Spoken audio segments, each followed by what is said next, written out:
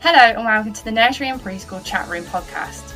Join the Twinkl team as we talk about life as a preschool and nursery practitioner. We'll share our honest thoughts and experiences on a range of topics that affect early years practitioners every day in their settings. Hello and welcome to another episode of the Nursery and Preschool Chat Room. I'm Katie. And I'm Charlotte. And I'm Fliss. And in today's episode we're going to be talking about something that I'm pretty confident is in 99% of settings, and that's the home corner. So what are your guys' general experiences first of all with home corners at nurseries and preschools? Well, in our preschool setting, we used to change where it was a lot, just because sometimes we used to see that the children couldn't access parts of it properly, or depending on how busy we were to where we put it. But it was always sort of a kitchen, washing machine, like a little home. And then we'd sometimes add little bits in to like things we were celebrating or themes and topics. If we could, like Chinese New Year, we might kind of set it up to more reflect that. It kind of got a little bit mixed in with role play as well, like the dressing up. That always seemed to be next to the home corner. Yeah, that's such a good point because it was in my settings too. Like we never had a separate role play area and home corner, which when you think about it now, it probably would be better for the children if it was separate. Yeah. Because they might want to have that play separate to And if you think what about they're doing. You want the home corner to reflect home. Dress costumes on our rail were like Batman or the pirate, and I don't know about you, but they're not in my kitchen that often, so that wouldn't have been very reflective of my home. What about your experiences, Fliss? Ours was quite similar, like it had a kitchen, like dolls in it and the cot and that sort of thing and a little table, but most of the time it was a kitchen and it had all like kitchen utensils and food and stuff in, but then we'd change it up to be a cafe or a restaurant. So I think, like you say, it'd be good to have a separate home corner and role play area. Ours used to change all the time to reflect whatever role play it was. I wonder if that's something that's consistent across a variety of settings, because same, it was always a kitchen, and funnily enough, home corner was always in the corner, but now I'm looking back, is that because we know it is the home corner, or is that just because that's how we had to set up our provision because of the shape of the room? It was usually the different areas were around the edge of the room, isn't it, to leave the centre of the room as like an open carpet space. And again, like you guys in my settings would always update the role play and it would take over the kitchen or the like home corner bit, so that's really interesting. I haven't worked anywhere where they would completely make it disappear to have it, or if we were doing like a vet theme, for example, we had like a role play box, so we might bring that out, but that was it wasn't something then that we'd intend to have out for a while. I think like in schools when you see they have like proper vets, doctors, like when they set it all up, but I feel like in my nursery it was never like that. It was always a home corner with added extra. It wasn't just not home corner anymore and like the post office. Like it never got dramatically changed into something different. It was like added extras. And looking back now, I think a lot of it was because one, we didn't really have the resources to do it, and then I think it just got kind of stuck as a home corner.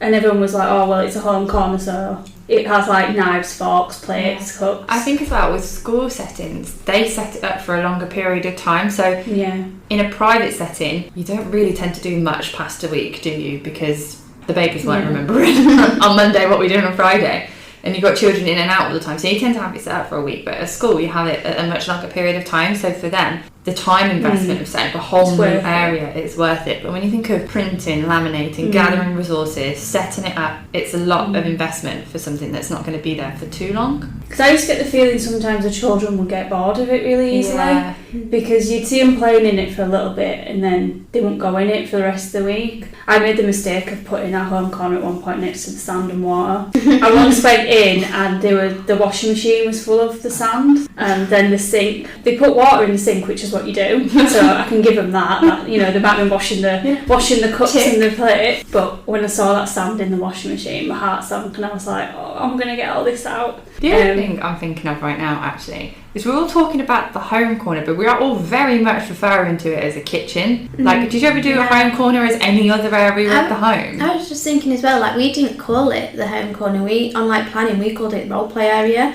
but it had the kitchen there, and this is where it always got like I think confused, because we'd leave all the kitchen stuff out, so like all the food, when it was set up as something different, but then there was too many resources out because they'd empty the kitchens of all the food and you have little bits of fruit and veg all over the floor, but then it was set up as something completely different, so then it was just too much resources, so then it was having to make the decision, do you take some of it away. What's out there is continuous and what's there is like enhanced. But see, I had a lamp hanging from the roof above ours because it was a kitchen, but then I kind of made it into like a kitchen living room because I had like a rug on the floor and a dog bed and a dog and a lamb. You do reflect. I think because a lot of the home corner furniture you buy for the nurseries are kitchen. You know, like when you look in the magazines and things, it's all very kitchen stuff. So it's kind of like you just see it as a kitchen, but yeah, because I've never had the closest to a bedroom setup was, you know, like you get the tiny little baby beds or the cot. That's it. Like occasionally have like a small little kid-sized armchair. I call it the living room area, but that was it. So I'm starting to think from what you're saying, maybe somewhere along the lines we all got stuck in this rut that, because usually it's a kitchen, isn't it? You have this like somehow a little kitchen set up that's got like little cupboards and a sink and things. So I wonder if we just look at that and that just becomes part of the furniture of your room, so you don't really consider taking it out. So you have to adapt your life around it. And it sounds so simple now that I'm saying it, like why didn't we just take the kitchen out and then a whole new world of role play was opened up? But that just never occurred to me what happened. Yeah, it's interesting what you say about the furniture. I think that is what it just becomes. It's the same as like the shelves. Like it stays there as part of the furniture when actually when it's in an area like that, it should be changed around to reflect what got going on. If it is in the role play, change it. I don't know. I think people now though are starting to see home corners differently. Like on social media and like when you watch like educational professionals talking about it on Reels or TikTok, they're starting to open this whole new world of a home corner, and should it be a corner, and does it matter if it's in the middle of your room, does it matter where it is,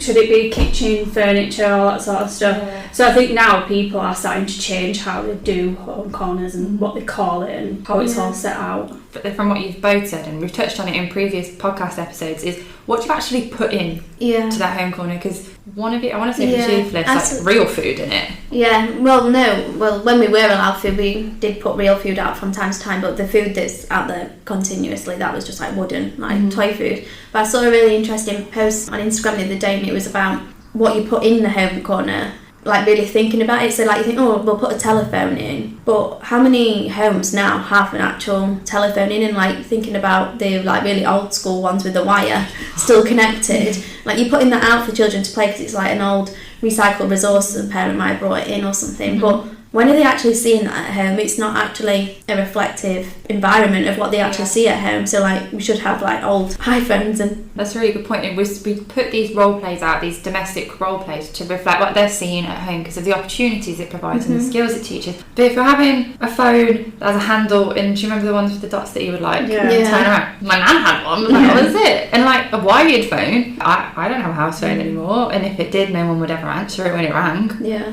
So that's such a good point. Maybe that's where the old-fashioned word comes from as well, like people are putting things in that are old-fashioned and they're not up-to-date stuff that the children recognise and actually use. And do you need to be having an indoor home area when you think things like mud kitchens are so big now, or is that a little bit too far removed from what you do in your domestic roleplay? What, a mud kitchen inside? I mean, I just told you my son's story. If you've got a mud kitchen outside, do you need it inside? And then there's that free up that space to be an aquarium, a post office, a doctor's surgery. Yeah, I think it's just being reflective of your own practice and seeing how the children access and use them resources. I said we saw that they were just chucking all the food out on the floor, like they weren't playing with it. So you have to think, oh, is this actually a resource that they're using? Like, or actually when they go outside they love the mud kitchen, and that's when they're actually engaging in sort of play where they are. Because in the actual kitchen in the room, you don't often have water in it, and like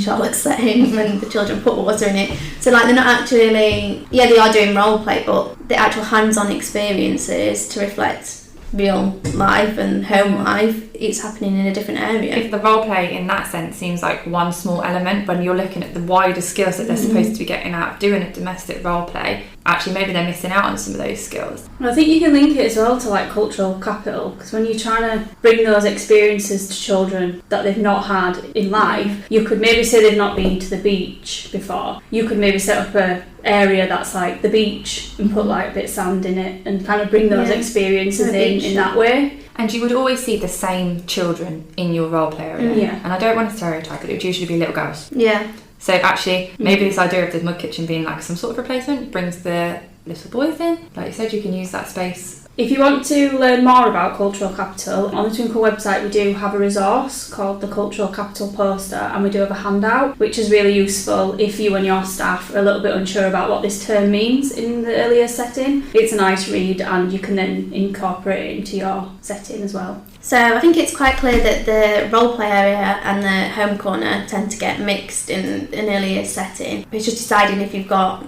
the space to do both, what do you choose, what is worth it for your setting. But if you do want some resources to support that area, we've got some lovely display banners for home corners, and also on our Pinterest we've got a board that's got lots of home corner inspiration, so you can see what kind of resources you can put out. And there's resource packs to cover all types of role play areas. I was looking at one the other day that was a submarine. Never done that in my setting, but in case I wanted to, that's nice to know. There's a nice ice cream parlour one as well. Cute, because it's coming up to, well, we are in summer, aren't we now? Get your shaving foam out and make your ice cream. I've seen a space cafe station.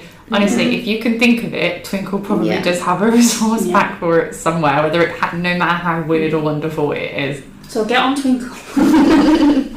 That's it for this week's episode of the Nursery and Preschool Chat Room. You can find us on a multitude of social media channels, including Facebook groups, Instagram, Pinterest, YouTube. If it's there, we're on it. But in the meantime, we'll speak to you soon. Bye!